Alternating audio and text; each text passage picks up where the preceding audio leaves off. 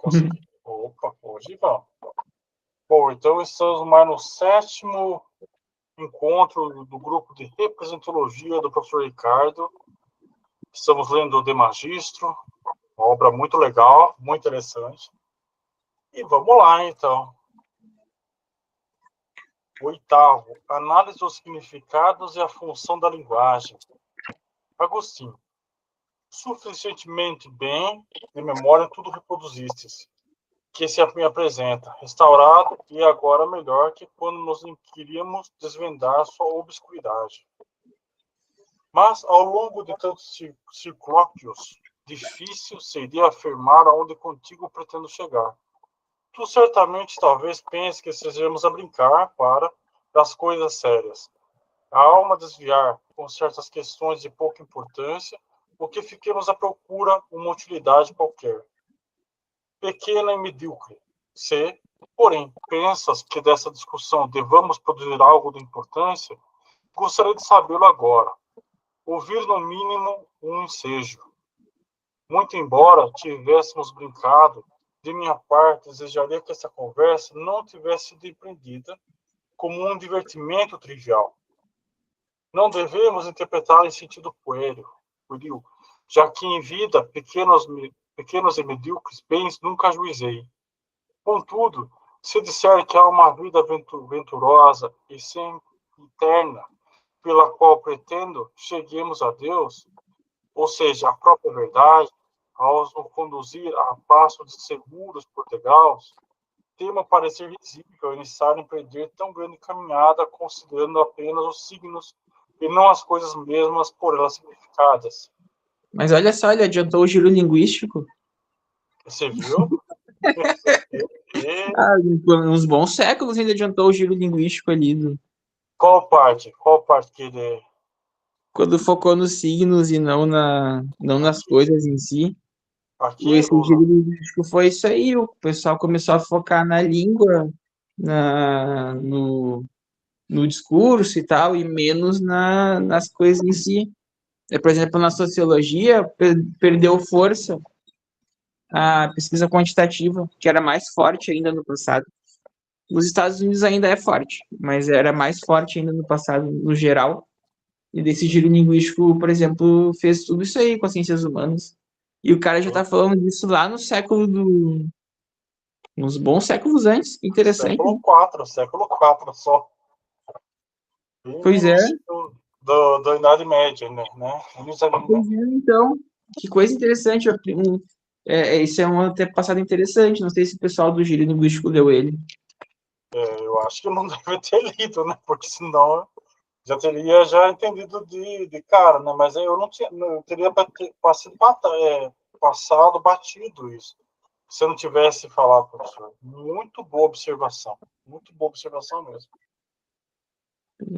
Obrigado. Imagina, maravilhoso, é legal demais essas coisas. Às vezes eu perco, é justamente por isso que é interessante ter você aqui, professor, porque às vezes, como eu não entendo muito, né, não é uma coisa que eu também estou aprendendo na representologia, então, quando você dá essas ganchas, você fala, olha, isso aqui é muito importante. Eu achei muito legal o que você falou, muito mesmo. Não, é que tá lendo também é outra coisa. Quando a gente tá lendo, a gente tá usando outra parte do cérebro, né? Que é a decodificação. Então é Sim. natural ser menos analista e mais executor, né? É Quando a gente tá verdade, lendo. muito interessante. Boa. Darias, portanto, permissão de te vir, não em distração, mas a fim de, com vigor, exercitar a lucidez da mente, para amarmos o calor e a luz dessa direção, onde se encontra a vida aventurosa. Adeodato. Continua como começaste, pois o que julga se deve dizer ou fazer. Eu não poderia julgar desprezível. Agostinho. Então, adiante e considere aquela parte em que os signos não significam outros signos, mas as coisas que avocamos significáveis. Primeiro dize-me, acaso o homem seria? E aí, professor, alguma observação nessa frase aqui do Agostinho? Eu tenho sim, mas também tem uma anterior. Eu não considero bem o. Eu considero a atividade filosófica meio que um sparring. Não sei se você já ouviu falar dessa expressão. Hum, O sparring em artes marciais é quando tu faz um treino com luta. Tem uhum, proteção e tal, tem proteção e tudo, mas eu considero o. Eu sempre considerei a atividade filosófica como uma academia, um sparring, nem perto de brincadeira, né? Porque ele até mencionou isso, mas eu sempre considerei que a atividade filosófica tem algo de bélico também. Quando tu vai lá e coloca uma ideia contra outra, tentando convencer, ou uma representação contra outra, tentando convencer, me hum, parece que tem um quê assim de bélico na coisa, de tu querer destruir o argumento do outro. É claro que daí vai se dizer que é o mais racional que vença, né? Só que a gente sabe que vai se usar o que for necessário para se conseguir ter razão. Então, me parece uma coisa muito bélica. E daí nessa última frase que ele fala ali do essa mesma, né? essa Caminhada aqui? com inspiração. Ah, não, depois o Deodato fala um negócio e daí ele fala outra, né? Isso, essa aqui. Daí ele vem aqui. Então, uhum. Diz-me, acaso o homem seria homem? Aí por isso que ele falou, não sei se brincas, porque daí começa a ser níveis diferentes, né, da Tá. palavra homem, né? Eu acho que daí ele já tá começando a entrar no nível mais abstrato, daí fica engraçado quando tu tá lidando com um Ah, nível mais literal, né? aqui, ó. Tu certamente talvez pense que sejamos a brincar para coisas sérias, das coisas sérias a alma desviar.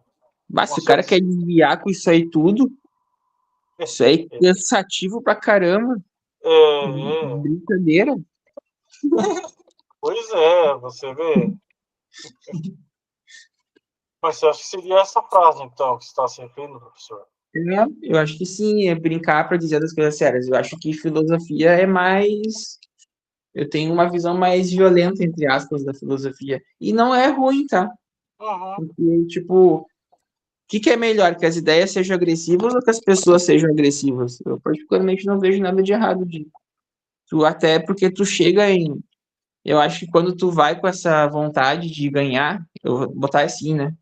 uhum, Com essa violência, tu se obriga a ser mais minucioso, a prestar mais atenção no detalhe, a pesquisar mais, para conseguir ter o melhor argumento. Então, eu acho que no fim das contas é benéfico esse tipo sim.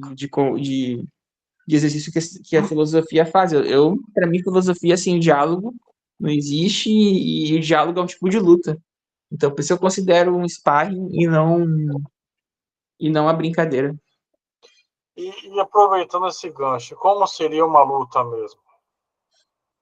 Uma luta de verdade? É, você está usando o exemplo do sparring, certo? O sparring é Uhum, uma situação controlada de combate ali, que é real entre aspas, né? É real, mas não é forte. Mas e a uhum. situação da luta, do combate, do comitê? Como, Eu, aonde se aplica daí? eu Agora, acho que é tipo nos debates públicos, tipo assim, ó. Agora tá na moda uns debates que é assim, né? Tipo, um vegano contra 100 carnívoros. uhum, Um comunista versus 100 empresários. uhum, Tipo, e vai ainda, né? Eu acho que uhum, essas ocasiões em que tu é colocado de frente com alguém que quer te derrotar e às vezes até humilhar, né? Aí eu acho muito baixo, mas tipo, tem que fazer. Eu uhum. acho que essa é a luta. Mas quando eu tô treinando com o meu amigo ali, eu tô treinando com ele pra. Tipo assim, ele vai fingir que ele é o vegano e eu vou fingir que sou carnívoro. Aí pra mim é o sparring. Entendi. Aí agora eu vou te jogar no programa ali do. Eu nem sei quem é que faz esses debates aí, mas daí vai lá e joga ali, e daí agora não, agora tem que te virar. Agora tua câmera, ao vivo, tu vai ter que te virar porque o cara vai te trazer o argumento que tu não sabe. E tu vai ter que Uhum, te virar. Aí pra mim essa é a luta. E entendi. é literalmente os caras querem tirar teu sangue. Teu amigo vai debater contigo pros dois crescerem. Uhum, Mas o outra pessoa quer te humilhar. entendi. Interessante. Uhum. Ronald, Devagar. diga aí, Ronald. Esse discurso filosófico que ele pretende ser uma espécie de guerra, né? Ele lembra muito o discurso político, Com certeza. porque na política você tem uma espécie de jogo, né? Que você compreende as relações que estão ali, tanto a nível mais elementar, né? Digamos, as emoções que envolvem aquela conversa, porque o bom de você brigar, entre aspas, é que fica você passa a conhecer o seu oponente, né? Você já sabe, não, mas aquele oponente ele fala muito de si, então eu vou fazer críticas a isso, ao fato de ele para justificar o que ele fez, então é sempre no passado o discurso dele, o que eu fiz em 1980 e tanto, o que eu fiz quando eu fui governador e não sei o quê. Não sei se vocês já ouviram esse argumento, né? Que não é um argumento. Maluco. Não é nem. Ele não está argumentando em nada ali, ele está apenas dizendo o que ele fez, mas ele usa aquilo como argumento, né? O que muitos políticos fazem, né? Ou muitos filósofos também podem fazer. Não, mas eu escrevi um livro em 1900, antigamente, que retrata esse debate. Só que isso não é uma resposta, isso não é um argumento, né? É um argumento. Autoridade, né? Argumento de autoridade que não é o suficiente para um debate de filosófico. Um debate filosófico que, ao meu ver, é quando você produz conceitos. Você criou um conceito e aí imediatamente o outro tem que criar um conceito que justifique esse conceito e ainda retira a legitimidade desse conceito, se ele quiser derrubar o seu argumento, né? Então é assim, é sempre essa criação de conceitos, um criando conceito para justificar os seus argumentos e para se opor ao outro argumento. Aí, nesse sentido, é que eu vejo que o discurso filosófico ele tem a contribuir com a política, com a economia, com a sociologia, né? Porque ele vai treinar, vamos dizer assim, esses atores sociais, né, atores políticos e tudo, a saberem argumentar, porque a maioria dos políticos, eu vejo muito, inclusive internacionais, às vezes passa aqui madrugada vendo, eu não sei o que é muita falta do que fazer, né? Passar uma madrugada ouvindo o Putin falar. Mas eu às vezes fico aqui de madrugada escutando Putin falar, eu fico pensando assim, por que é que ele está argumentando? Só um exemplo, né? Só para fazer um parênteses aqui. Por que é que ele está argumentando? Vamos pensar o Putin como um imperador romano na época antes do Demagistro, né? Uhum. Por que é que ele está argumentando que ele produz energia nuclear e essa energia nuclear é inofensiva, entre aspas, né? É inofensiva. Porque ele quer vender essa energia nuclear para a Índia, ele quer vender para o Afeganistão, ele quer vender para as outras nações. Então ele diz que é inofensiva, quando na verdade a gente sabe que a energia nuclear, sendo feita de um determinado modo, é extremamente ofensiva, né? Sim. Mas essa mesma energia nuclear que é ofensiva, ela também é inofensiva. Se ela se souber usar, ela não faz mal nenhum. Mas ele vai dizer, o argumento dele é que quando ele vai vender, exportar essa energia nuclear, é esta energia inofensiva. Mas quem garante que o que ele está exportando é somente essa energia inofensiva, entende? Sim. Então, não há um argumento ali. O Putin, e olha que eu acho ele um dos... Assim, eu não estou elogiando o Putin, eu estou só dizendo que ele é um grande estrategista, né? E ele não tem um argumento quanto a isso. Ele simplesmente diz, não, eu vou vender para a Índia, porque a Índia está precisando, e eles pagam bem, e é uma energia que é inofensiva, não estou fazendo mal nenhum. Bom, mas eles usam essa mesma energia nuclear para destruir a Ucrânia, por exemplo. Aí quando a repórter lá faz uma pergunta e por que os Estados Unidos também entram nessa competição, aí ele se cala, porque ele diz, eu não posso falar nada sobre os Estados Unidos, eu só posso falar sobre a Rússia. Uhum. Ele não pode Uhum. falar porque aí nasce uma competição, entendeu? É uma luta, como você está dizendo, né? Uhum. Só que o jogo político, ele é mais, você tem que ter prudência, você não pode falar, eu estou disputando o mercado com os Estados Unidos para energia nuclear. Sim. Não pode ser Então eu, esperado, né? então eu vejo assim que é mais ou menos por aí no caso do discurso filosófico, né? Ele fundamenta os outros discursos, ele tem essa finalidade de ensinar o político a argumentar, que muitas vezes, bom, meu amigo, você disse um bocado de coisa aí, mas você não argumentou. Não existe argumento. Sim. Uhum. Mas sabe que por isso que eu não gosto muito do discurso político, porque essa questão do. Quando a gente falou que o filósofo ele entra em conflito, ele tem que conhecer melhor o adversário, ele tem que tudo. É tipo uma espécie de engrandecimento que acontece. Só que o que eu vejo no discurso político, e por isso que eu não expresso nenhuma preferência política publicamente, é que é só assim, ó, é tipo, ele quer te associar um lado que associa ao outro lado uma coisa ruim. E ele é uma coisa boa. Tipo assim, é uma coisa tão pueril. Tipo assim, eu quero que aquele lado ali seja bobo, feio e mal. Aí, mas eu sou bonzinho aqui, ó, tá vendo? Sou do bem. E daí fica um discurso de empurrar para lá, empurrar para cá, não tem argumentação, não tem nada, não tem engrandecimento das outras partes, porque a democracia é para isso, né? Para todo mundo se engrandecer junto.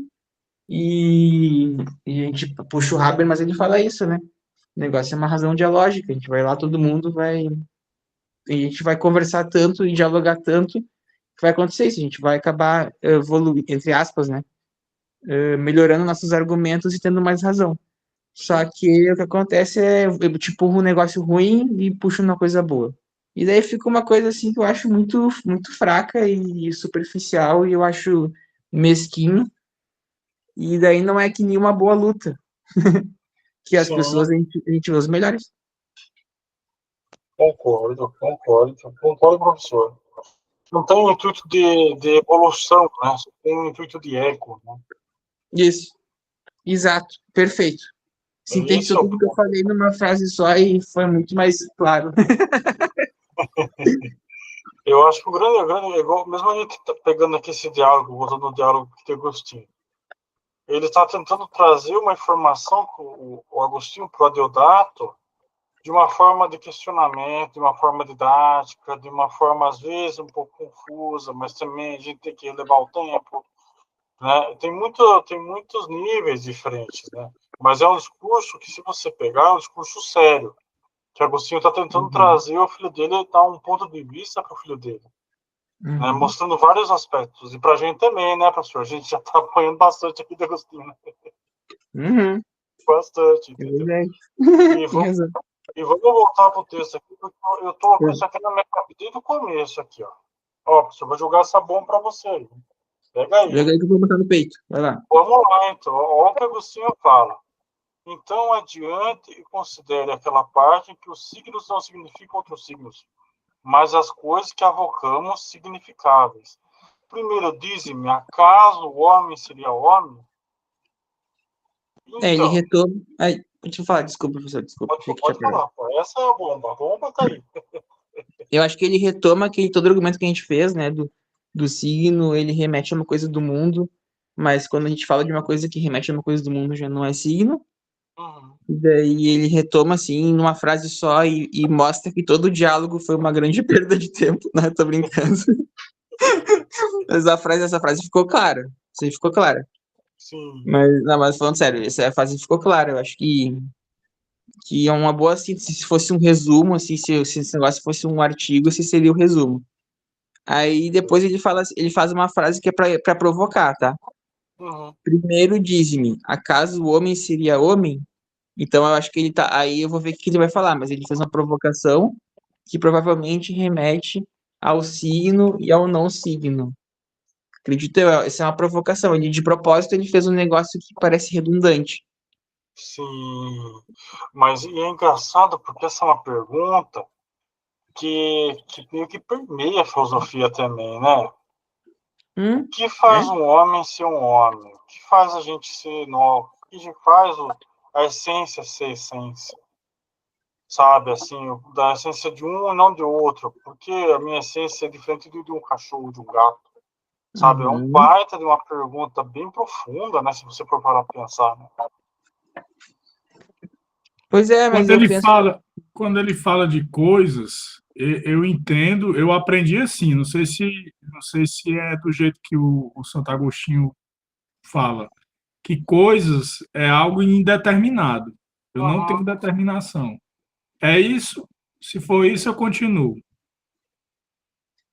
Como é que vocês veem essa questão quando ele fala coisas? Pois é, eu entendi, pelo menos, né, eu não sei se ele foi explícito nesse ponto da coisa, não que eu lembre, mas, tipo, eu entendi que coisa é tudo aquilo que tem materialidade. Tipo, claro que ele não falou que o corpo, lugar no espaço, que seria adiantar o Newton, né? Mas eu acho que a coisa tem a ver com natureza, com objetos, e em Vimos contraposição com duas coisas contrárias, né? Você viu de um jeito e eu vi de outro. Eu acho que sim, mas eu não sei dizer exatamente, porque pode ser que eu não esteja lembrando também, né? Do que ele falou exatamente. Mas eu acho que o professor deveria desenvolver o argumento, já que o objetivo daqui é a gente dialogar filosoficamente, eu acho que deveria ter em frente. Pois então, coisas são indeterminadas, porque quando eu digo assim, me dê aquela coisa, eu não estou determinando ela, né? Estou apenas nomeando ela de algo que ela tem nome, mas eu não lembro, ou não quero falar, ou não vou falar, e chamo de coisas. Ou então negócio, né? No popular a gente usa muito, me dê aquele negócio ali, né? Aquele negócio é quando você não lembra direito o nome, ou não quer dizer o nome, aí você diz, me dê o negócio. Ou não sabe. Hã? Ou às vezes não sabe o que é. Ou não sabe o que é, mas me dê aquele negócio ali, né? E as coisas é do mesmo jeito, é uma indeterminação. Sim, concordo. Quando eu determino, aí eu chego ao ente, a entidade, né? Determinei, eu chamei, eu quero esse livro, me dê esse livro. Aí eu determinei, é um ente. Então ele passou a ocupar pela linguagem, né? Antes, claro que ele tinha espaço e tinha tempo. Mas quando eu determino, ele passa a ter oficialmente espaço e tempo. Então, o livro que tem uma largura, que tem uma espessura, que tem uma altura, que tem uma cor, que tem não sei quantas páginas, então eu começo a fazer uma série de determinações sobre aquilo. Eu acho que esses são os signos que ele fala, entendeu? Os signos é tudo que eu posso falar sobre um ente que foi determinado. Mas isso aí é como eu aprendi, eu não sei se é o que o Agostinho fala, né? Talvez ele explique mais na frente aí. Mas isso que você falou faz muito sentido, porque quando ele fala assim no Rio, lembra lá atrás do Rio, quando ele usa a frase com Wesley Hill, essas coisas, né, com D, ele tira algumas palavras lá do... Lembra que ele fala assim, essas palavras elas não têm signos, não tem um determinado, Lembra, professor? A gente até teve, lembra que a gente teve umas 3 reuniões atrás, umas 2, lembra? Acho que faz todo sentido. Faz sentido, faz todo sentido, porque daí o coisa não tem um signo, tipo assim, o coisa, digamos que a palavra coisa é um conceito que a gente poderia definir algo que eu não sei o que é. E realmente, o coisa tem razão, é uma coisa que se remete ao algo que eu não sei o que é. Então, não tem bem um objeto. Eu concordo. E acho que faz todo sentido. Aí, quando eu determino, tipo, porta, pronto. Aí é uma coisa. Mas agora o conceito porta já não seria um... Aí, tipo, eu já começo a pensar se, de repente, o conceito porta, que ele é determinado, porta é aquele instrumento que eu utilizo para atravessar paredes utilizando uma das mãos. Que definição horrível, mas tá, eu acho que deu para entender, né? Ele está determinado, mas ele não existe porque é um conceito. Não sei se faz sentido o que eu tô falando, só tô falando o que eu entendi. Sim, sim. Faz sentido. Eu acho que é por aí, porque assim, ele fala o signo como fosse justamente igual vocês falam, uma materialidade determinante. Você tem que determinar alguma coisa que está ali, embutido. Senão você não tem um. Você fica uma coisa igual você falou, foi um conceito, né? Eu até fico na dúvida agora com a questão da religião. Não. Lembrei que ele é cristão, né? Ele é Já ia católico. misturar aqui com os gregos, a gente tava falando dos gregos, já ia misturar, mas tipo, como é que fica o templo, por exemplo, o templo da Deméter? E aí, será que é coisa? Será que é conceito? Não é só material, mas também tem ali o sobrenatural, como é que fica? Mas aí eu lembrei que não, que ele é cristão, né? Ele é. Exatamente. É bem cristão, bem cristão. Eu confundi, tá? Vamos ver mais um pouquinho para ver aqui o que ele vai, como vai seguir nosso diálogo. Adeodato, agora, na verdade, não sei se brinca, Agostinho. Por quê? Por que me interpela se o homem seria alguma coisa diferente de homem? Isso aqui é muito. Isso aqui eu vou ter que. Ele jogou a isca. Jogou a isca, bem bonitinho ainda. Uhum. Agostinho, creio do mesmo modo julgaria se tivesse eu a brincar, se perguntasse a primeira sílaba desse nome, seria diferente de ó e a segunda diferente de men. Adeodato, sim, realmente. Agostinho, entre mentes, negaria que as duas sílabas juntas significariam homem? Quem negaria? O Deodato fala. Né? Agostinho, pergunto então, se tu serias essas duas sílabas juntas, de nenhum modo, mas compreendo quem tenta. Eu acho isso aqui, gente, vou fazer uma observação aqui, Uhum. eu acho fantástico isso aqui, porque assim, o quanto do nome é a coisa, o quanto da coisa é o nome, Uhum.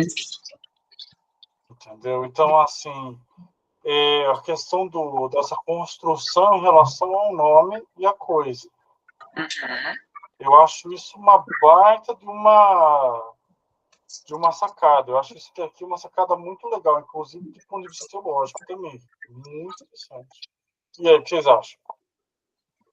E eu acho que o Saussure, não sei se eu pronuncio bem, mas é o Saussure, tá? Lá da linguística. Ele fala da aleatoriedade do significante.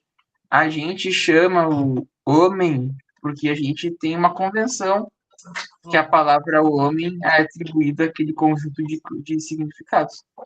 Mas é uma convenção, daria para trocar com um charuto, que daria no mesmo, tipo, só desde que se convencionasse entre os falantes que o charuto remete ao, às mesmas características do homem. A gente só troca a palavra. Tanto que várias vezes a gente já mudou de vocábulo ao longo da história. Então eu acho que não é. Eu acho que é uma sacada que talvez até tenha tido uma influência direta na própria linguística estrutural, né? Sim, e está isso aqui no livro do Hum.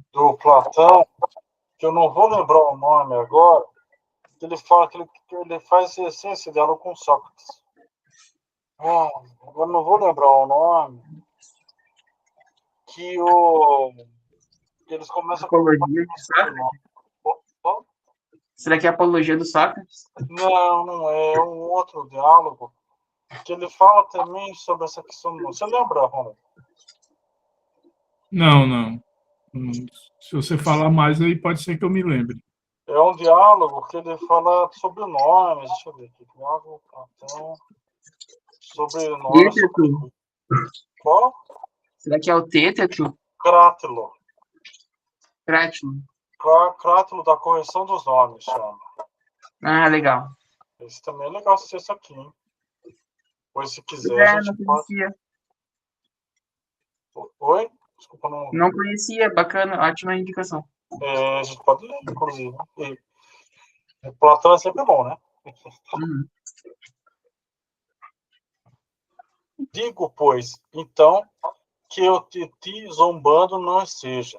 Adeodato, consideras concluir que eu, homem, não seja? O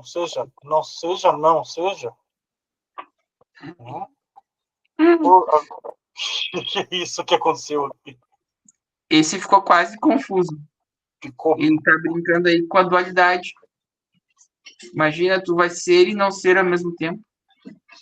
Isso que ele tá falando, tipo, como ele já falou de brincar, de zombar, então eu acho que ele tá falando disso. Tá querendo me convencer que eu sou homem e não sou ao mesmo tempo. Acontece que se tu for pegar os sentidos diferentes das palavras, isso é completamente possível.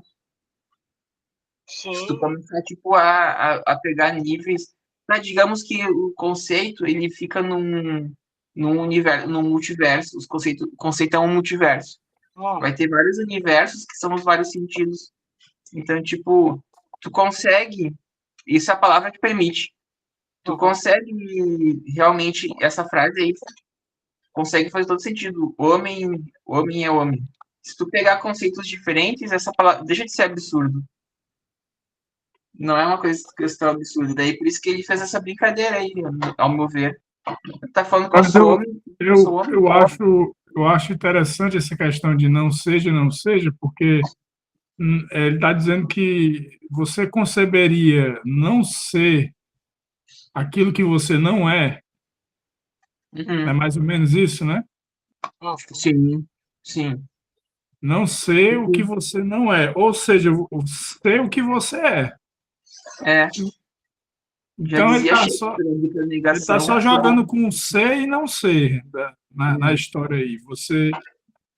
Você, quer dizer, o homem, ele é o único capaz, o animal, ele não é capaz de ser e não ser ao mesmo tempo. Ele não pode ser um gato, ele não pode ser gato e cachorro ao mesmo tempo. Ou pode, por exemplo, como o título do capítulo aí é sobre as funções, né? Eu acho que ele vai chegar nas funções a partir daí. Ele não pode ocupar duas funções. Por exemplo, um gato faz coisas de gato e não coisas de papagaio, ou não coisas de cachorro. Um homem pode fazer coisas que são próprias de homem e coisas impróprias de homem. Ele é o único que consegue fazer isso. Por exemplo, um homem não deveria matar, mas ele mata. Né? Então, ele faz coisas que não são próprias de homem. Não são próprias de um homem. Será que é porque temos uma inclinação maior ou não? Aí já é outra pergunta aí que os colegas podem responder aí, mas eu queria dizer é só isso, que o homem tem essa dualidade, né, que ele pode ser. A gente estava falando da política. Na política existe muito isso. Hoje você é de um partido, amanhã você é de outro, você é de um partido, mas você conversa com quem não é daquele partido. Você tem uma ideologia, mas não tem mais aquela ideologia. Você consegue viver nas contradições, né? Coisa que um animal não consegue fazer. Aí por isso que ele está problematizando. Você consegue nomear esse homem que é e não é ao mesmo tempo? Entendeu? Eu acho que é por aí. Maravilhoso, achei muito boa a reflexão. Esse merecia um selinho lá no grupo, né? Exatamente, muito interessante. Você vê, é isso que é Santo Agostinho, vai falando, a gente vai especulando. Voltando aqui à pergunta da Lucy Pimenta, será que é porque temos uma inclinação maior ou não? Pode ser, e também tem um ponto da lógica que dupla negação também é um sim, né? Sim. Acho que o Shakespeare falava isso até. Então, também tem isso. Ele pode estar negando, mas ao mesmo tempo confirmando. Porque o ser humano é exatamente igual o Romulo falou, né? Pode ser tanta coisa, gente. Mas eu queria que a professora explicasse melhor ao não enquanto palavra, ao não enquanto atitude, ao não, só para entender melhor eu acho que eu não entendi. Não consegui entender. Mas vamos tocando em frente, daí depois a gente lê de Vamos novo. lá. Agostinho, por quais razões não pensaria o mesmo tu, que admite serem verdadeiros, tudo o que resumimos e por onde isso se conclui? Não direi o que penso antes de te ouvir. Ao me interpelar, se é homem, referirias a essas duas sílabas sobre aquilo que significam. Agostinho, pode responder com qual sentido tomou minha pergunta, de fato ambígua.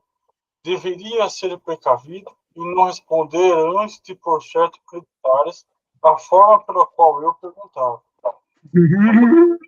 Lucia. Coisa de pai, né? É, coisa de... Exatamente, responde aí, depois a gente vê o que você. A Eu não me Lucia... perguntou que eu achava antes de tirar a conclusão. Ele também tá uma coisa bem professor, né? Começa aí que a gente vai ajeitando, né? Vou ler aqui a cartinha da Lucia. Quando enfatizamos eu não posso fazer geralmente, gasta mais atenção no que eu posso fazer. Isso vai para a vida. Uhum. É uma discussão ética, então, que a professora está perdendo. Sim, acho que sim. Sim, acho que sim. A negação implica em não envolvimento. Então, de certa maneira, sim, ela é menos trabalhosa, entre aspas. Eu concordo. É verdade, tem sentido. Vamos mais um pouquinho aqui, que tá, nossa, muito louco. Adeodato. Como impedirias esta ambiguidade se respondia a uma coisa e a outra? Homem certamente refere ao ser homem. E essas não são senão duas sílabas, e por isso que significam nada mais seria que aquilo que são. Agostinho, esclarecedor o que dizes. Mas por que tomasse homem apenas segundo dois aspectos, e não também sobre outros que dissertamos? Muito interessante. Adeodato, como convencer-me-ia de que não tomei sobre outros? Agostinho, omitindo os outros, se tivesse tomado minha primeira pergunta por todo, o sentido dos sons e das sílabas, nada teria respondido. E até poderia parecer que nada tivesse perguntado. Na verdade, quando fiz ressoar três palavras, umas delas eu reproduzi no centro dizendo utro homo set. Acaso homem seria? Entre a primeira e a última palavra, tem a segunda, que não seria o próprio signo, mas sim a realidade significada por ela. Aceitasses apenas o que foi manifesto. Certo e confiante, julgou ter respondido a questão. Olha o pai aí. O lado Viu? paterno. Mas é a questão dos sentidos. Eu acho que aí ele fez um jogo de sentidos. A pergunta dele literalmente é estúpida. Mas se tu começa a entrar nos multiversos dos conceitos, faz todo sentido tu perguntar. Pelo jeito, não era tão bobinha a pergunta. Não, Era mas muito à bem primeira pensada. vista é por isso que é uma isca. Sim. E que isso que ele Então, jogou no filho dele, hein? e aí, acho que ele fez de propósito pra, tipo, entre aspas, um chá de humildade. Sim, exatamente. E é interessante que mesmo ele, com envergadura teológica e filosófica, Santo Agostinho, mesmo ele fazia essas perguntas. Não era o bastante só falar, você é só um homem, você é só um ser humano. Mesmo ele estava pensando sobre isso. Uhum. Sim, total. Adeodato, dizes a verdade. Por que tomaste tão pouco as posicionadas ao centro, conforme o que sonorizavam para priorizar o seguinte seria? Interpretasse como te agradava? Isso também foi bem pai, né? Também foi bem pai. Como assim? Você pode fazer mais, está fazendo pouco, por quê? Uhum. Adeodato. Agora ocorre que tomei o significado do todo por uma parte. Concordo contigo no não poder do todo discorrer, a não ser ouvir as palavras e a alma levá-las, para enumerar quais seriam os signos. Perquira e mostra como o raciocínio me enganou ao concluir que homem não fosse. Isso aqui é tão maravilhoso. Vou fazer uma observação, tem que fazer. Tá. Agora ocorre que tomei o significado do todo por uma parte. Isso aqui é uma coisa muito legal, mas é difícil de fazer ainda. Pegar uma parte dessa parte e tomar o todo. Como Não é é a chama? falácia da composição? Não é a falácia da composição? Eu já tinha ouvido falar dela. Então, Eu conheço como mereologia, isso aí. É um estudo da lógica. Merologia, porque meros em Isso. grego é parte. Isso. legal. Não é isso também, não é aquela coisa de dedução, indução, não lembra também? É um raciocínio indutivo ou dedutivo. Uhum. É um dos Eu acho que é dois. indutivo. Eu acho que nesse caso é indutivo. Indutivo, né? Que ele pega uma parte e vai para o universal, né? É, porque se fosse o contrário, seria o todo pela parte, acho. Dedução. Acho também. Interessante. Rapaz, é muito interessante esse texto. Cada hora a gente pega uma coisa, cada hora está caindo um livro diferente. É porque a polêmica que tem em torno disso é o seguinte: se eu encontro o todo na parte, então a parte já não é mais parte, é o todo. Sim. Uhum. Então eu crio esse problema que as diversas partes de um todo, se contém algo do todo, essa parte já não é mais parte, é um todo. Então, quando existem vários todos dentro de um todo, que seriam as partes, ou as partes seriam não teriam nada do todo, seriam apenas fragmentos desse todo.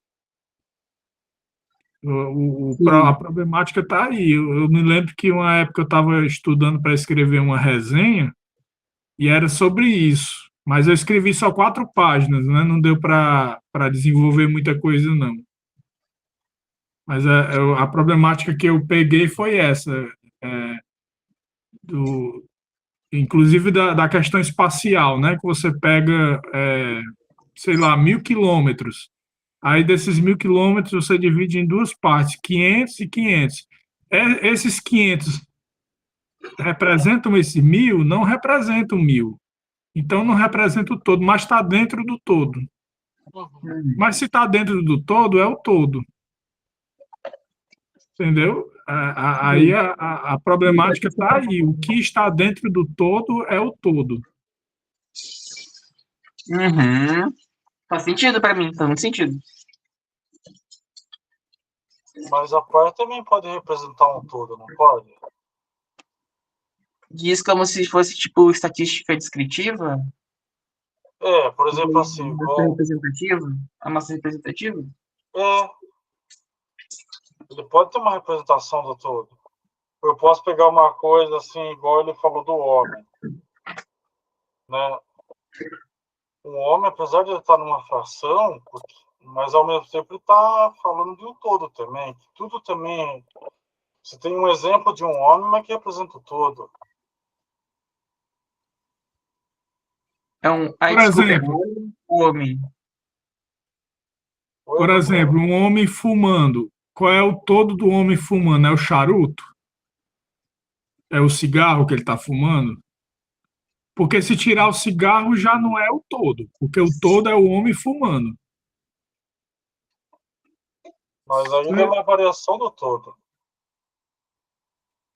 É uma variação do todo? Pode ser pensado assim, uma variação do todo. Você tem um todo, e dentro desse todo você pode ter pequenos todos. Porque, assim, pensa estatisticamente, ó. Se eu falo assim, vamos falar de doenças. Vamos falar de doenças, que é uma coisa que eu estudei muito bioestatística. Você tem essa questão de amostra, mas você também tinha com populações inteiras, só que eram populações pequenas de uma coisa, de um todo. Então, assim, tinham pessoas que tinham 10 pessoas nasceram com um certo tipo de doença. Eles são um todo dentro de um todo chamado doenças. Eles não são uma amostra, eles são uma integralidade dentro de algo. Eu não estou entendendo, Rafael. Dá para tu repetir do começo, porque passou um carro aqui e eu bagunçou tudo. Por exemplo, assim, quando a gente pega bioestatística, tá? Então, dentro da bioestatística, seja dentro da medicina, seja de qualquer outro que estuda doenças, vamos falar de doenças, patologias. Você pode pegar uma determinada doença que seja rara e que só tenha 10 pessoas no mundo inteiro da humanidade que tiveram aquela doença. Você tem um todo, não é uma amostra. Uma amostra seria uma parte da população.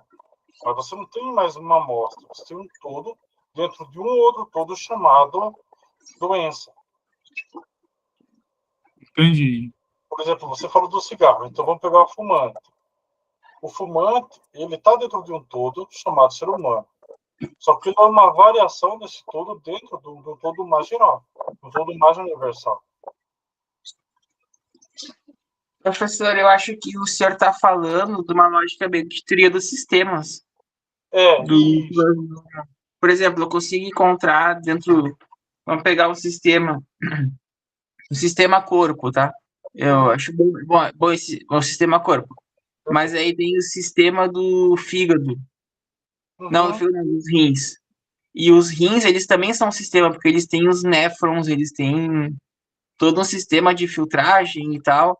E daí, tipo, eles também têm um sistema. Aí tu vai para os néfrons, eles também são um sistema entre eles, que tem partes menores ainda, que vão formando um todo.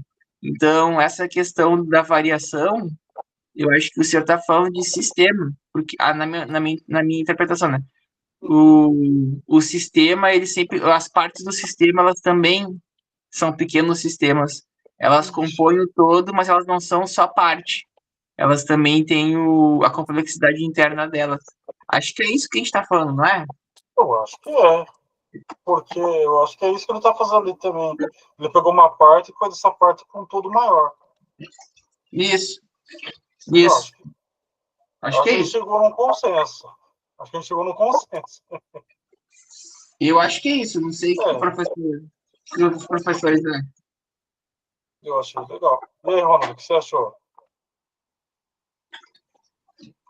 Eu não sei se eu não entendi, na verdade, essa correlação entre todo e partes e os sistemas, porque você pode ter sistemas que se interligam, né? O sistema que ele falou, o sistema do néfron, né? Dos rins, que se interliga a outro sistema de um órgão, mas a interligação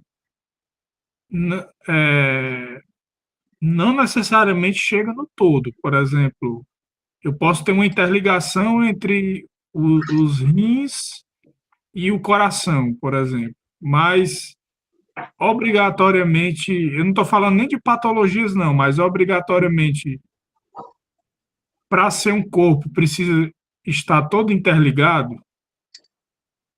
É isso que vocês estão querendo dizer? Com todo do organismo, seria do organismo?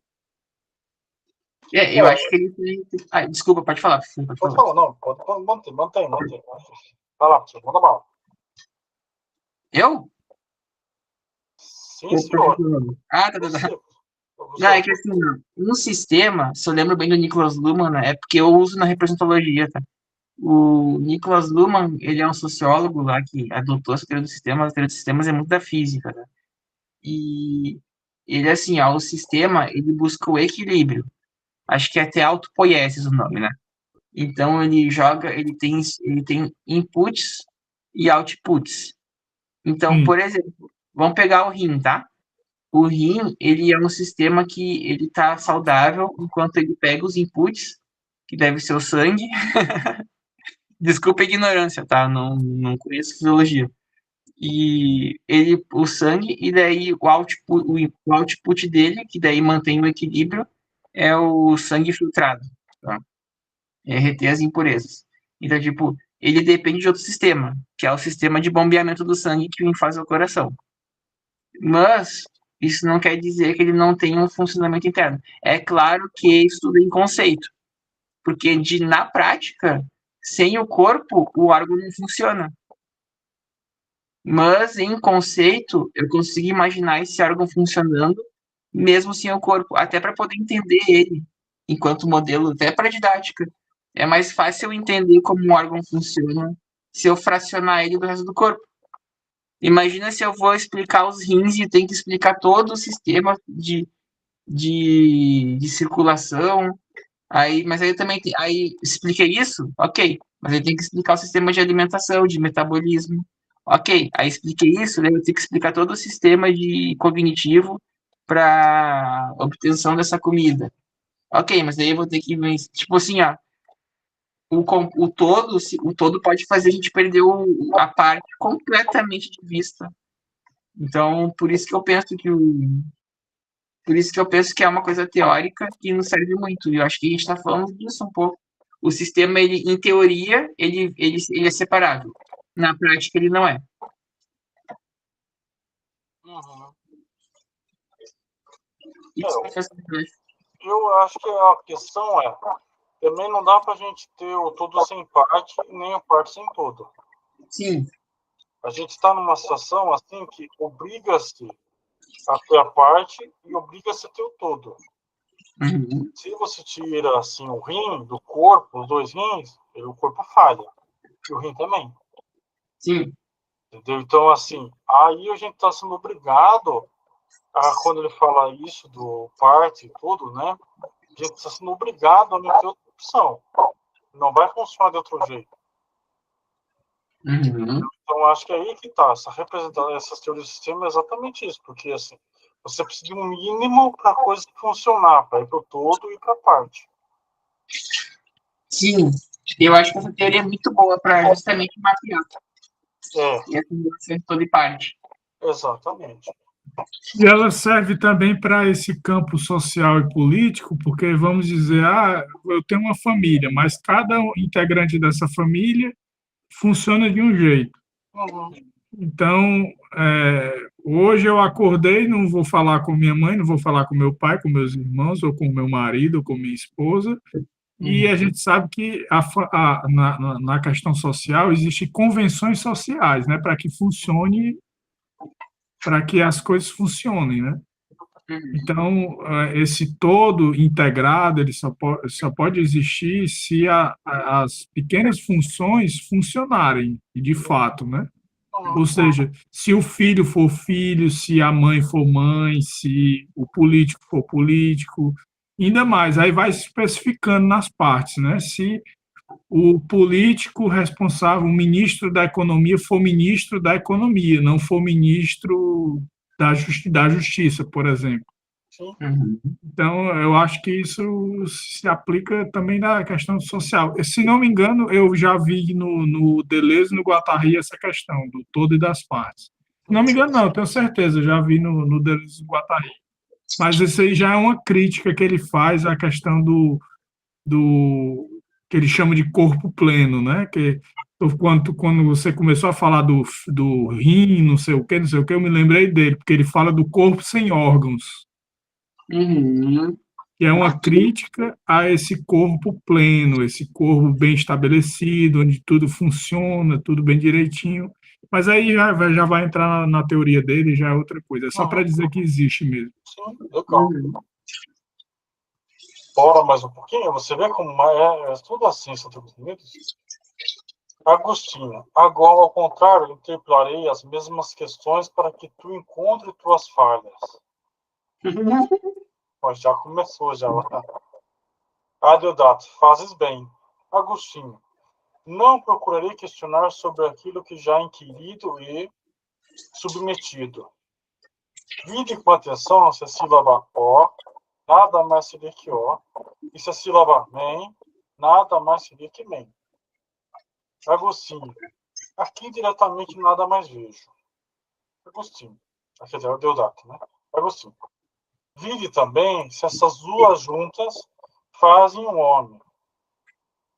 Deodato, De modo nenhum assentiria.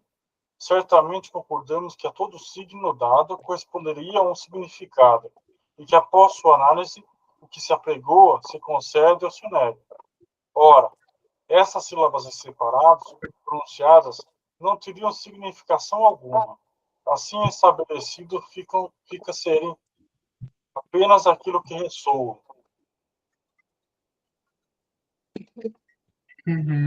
Agostinho, concordamos, pois, e tu tens na alma a convicção de não responder quando interpelada, senão segundo as coisas pelas palavras significadas.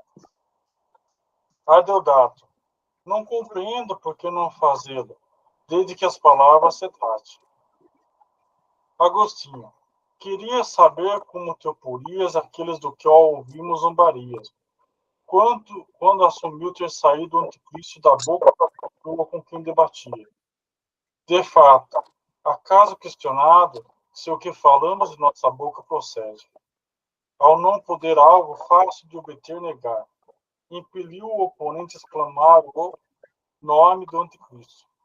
Quando isso ocorreu, jocosamente começou a insultá-lo, incitando que tudo o que falamos seria lançado de nossa boca, e não tendo aquele homem, sem maldade, como negar o que pronunciou, dava mostras de uma besta fera ter vomitado.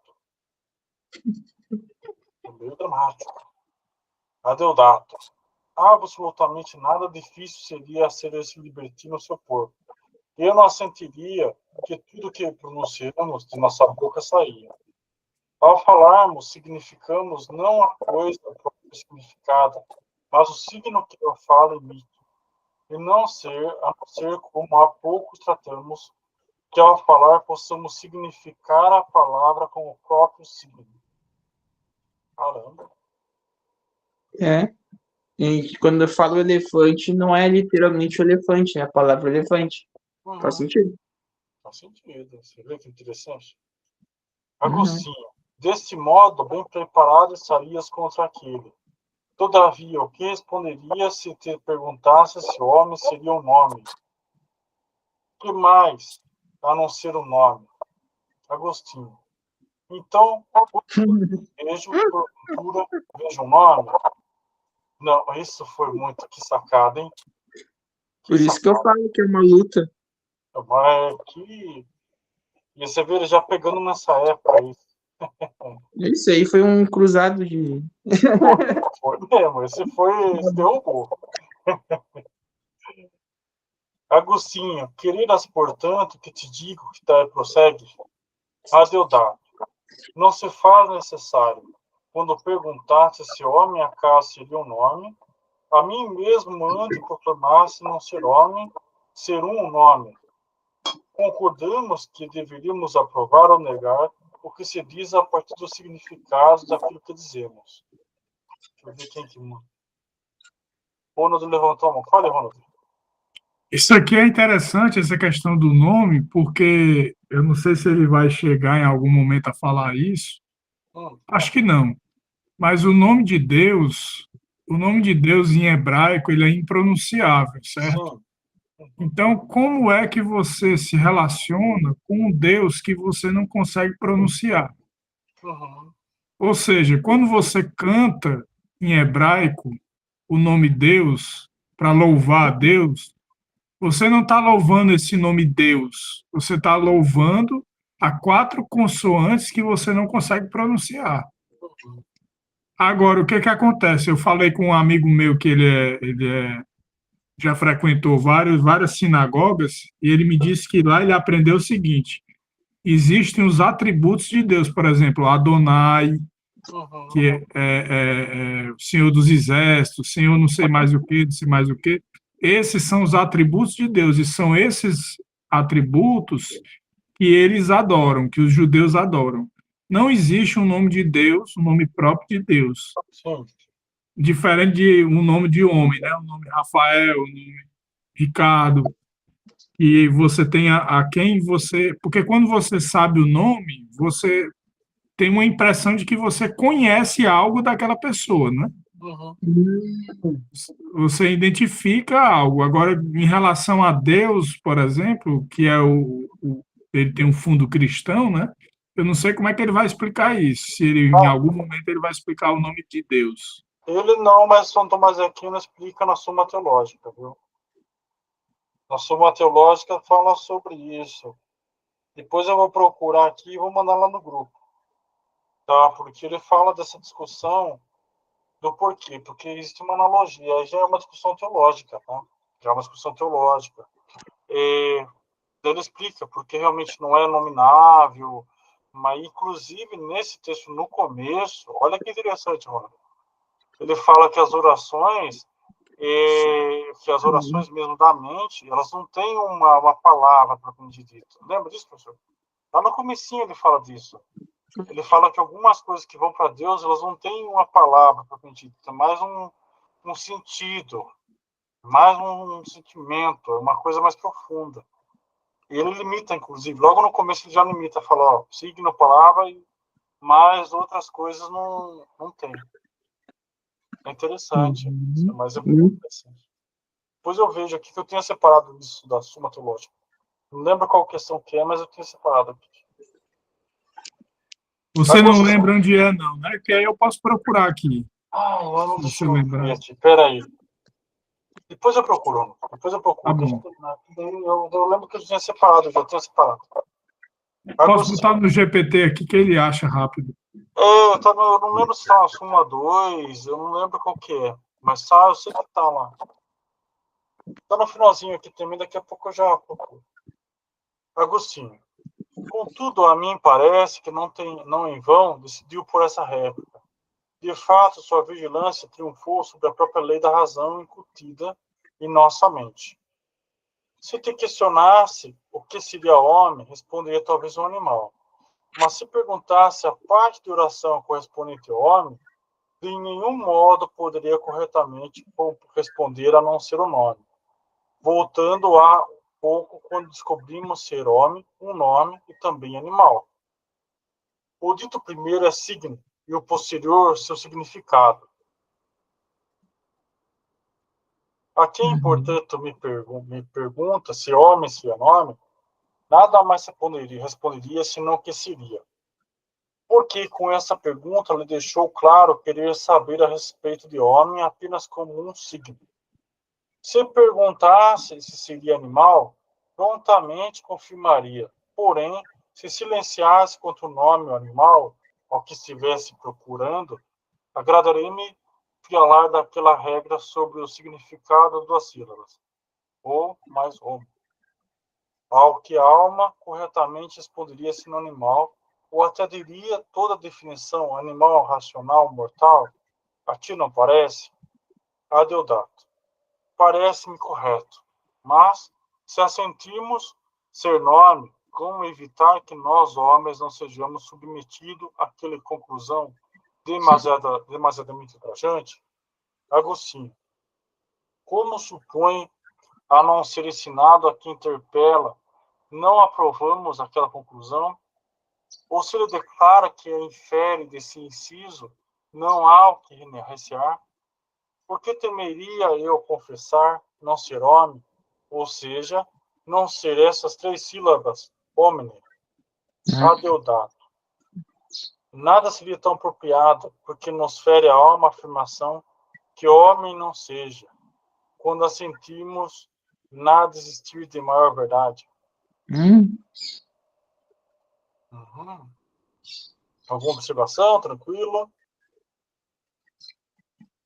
Pois é, interessante. Ele continua separando nome do fenômeno, entre aspas. Então, tipo, só que daí o Adedato tá chamando a atenção que ainda assim a gente a gente não é só razão nesse sentido, né? Tipo, eu sei que eu posso dizer que a palavra e a coisa são separadas, mas mesmo assim causa certo ultraje. Sim. Então, eu dizer que a pessoa não é homem, eu tô tirando completamente a identidade dela, né? A partir da linguagem, eu tô tirando a identidade dela. E talvez o ultraje esteja nisso, Sim. desconfigurando a identidade dela. Acho que é isso, né? Não sei. Pode É uma ser. reflexão possível. Pode ser. Agora é interessante como é a questão cultural, né? A questão cultural, eu acho que ela é fundamental para a gente entender como é você nomeia as coisas, como você se relaciona com os objetos, porque estava lembrando aqui que quando Moisés vai até a sarça ardente e vê supostamente Deus na sarça ardente, né? Ele cobre o rosto porque a luz é muito forte, muito intensa. Então, quando ele volta ele desce o monte e volta para o acampamento, né, onde estão as pessoas, ele volta com a mão no rosto. Aí as pessoas começam a colocar a mão no rosto também. E daí que inventou-se a questão do véu, que eu não sei se isso, pelo menos entre os judeus, eu não sei se isso surgiu entre os árabes antes, mas pelo menos entre os judeus foi por isso. Começaram a usar o véu porque o véu representa essa não visibilidade de Deus. E o véu depois passou a ser usado no templo sagrado dos judeus, né, que é o véu que separa o sacerdote e o sumo sacerdote. Uhum. Só para ver como são as representatividades, né, das questões das coisas, Uhum. né, dos objetos e tudo, como se representa, como uma cultura pode interpretar um determinado objeto, ou pode criar um determinado objeto, Sim. É um nome também. criar um nome, né? A Lucy mandou aqui uma mensagem aqui. Mas a visão do Deus judaica para a cristã são diferentes. Sim, tem muita diferença também. Mas aí a gente vai entrar no campo, que aí é bem vasto, bem vasto. Vamos terminar, que falta pouquinho agora, hein, gente? Olha como você viu, foi mais de 1h10, pai, né? Você vê como pegou. Agostinho, não posso deixar de refletir naquela conclusão quanto ao significado daquelas duas sílabas não se relacionar, o que significam.